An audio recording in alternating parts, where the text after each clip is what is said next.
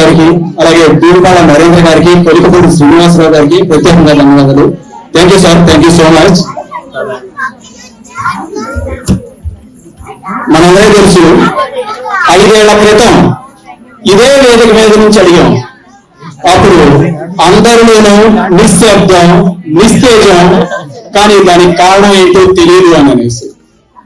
అదే నేడు అందరిలోనూ ఉత్సాహం, ఉత్తేజం. దీనికి కారణం ఏంటి అని అడగాల్సిన పని లేదు.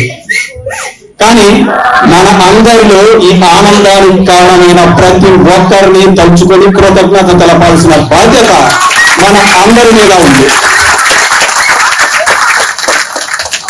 ఎందుకంటే 5 ఏళ్ల నుండి పీనుగులే పునాదులుగా అధికారాన్ని అందుకొని రక్షక భటుల్ని రాతి బొమ్మలుగా చేసి బడి పంతుల్ని బాడీ షాపుల వంట నుంచోబెట్టి అధికారుల చేత అడ్డమైన పనులు చేయించి హక్కులుగా రావాల్సిన వాటిని బిచ్చంగా మార్చి ప్రజలను పాలేరులుగా చూస్తా అమరావతికి అగ్గిపెట్టి పోలవరాన్ని పాతి పెట్టి ఋషికొండని అనకొండలా చుట్టేసి బూతు భాషని అధికారిక భాషగా మార్చి అన్యాయమే చట్టంగా, అణిచివేతే పాలనగా, దోపిడీనే లక్ష్యంగా పరదాల మధ్య తిరగడమే పాలన అని చెప్పుకుంటా తిరుగుతుంటే వీటన్నిటి మీద ప్రశ్నించాల్సిన కొన్ని పత్రికలు పెట్టుబడులకి, కట్టుకథలకి పుట్టిన విషపుత్రికలుగా మారిపోతే వీటన్నిటి మీద మాట్లాడాల్సిన కొందరు మేధావులు శాలువా మడతల్లో,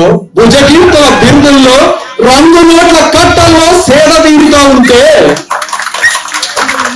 ఇటువంటి భయంకరమైన పరిస్థితుల్లో ఇక మనకి మాత్రం ఎందుకులే, మనం కూడా నోరు కట్టేసుకొని, చేతులు ముడిచేసుకొని, తలుపు గడేసుకొని 4 గోడల మధ్య స్వేచ్ఛగా చచ్చేదాకా బతికేద్దాం అని అనుకోకుండా అన్యాయం నీ చట్టం అయితే ధిక్కారం నా ధర్మం, అణిచివేత నీ పాలన అయితే రాజద్రోహం నా కర్తవ్యం, బూతు భాష నీ అధికార భాష అయితే బూతు ఎలక్షన్ బూతు నా రాజబాట అంటూ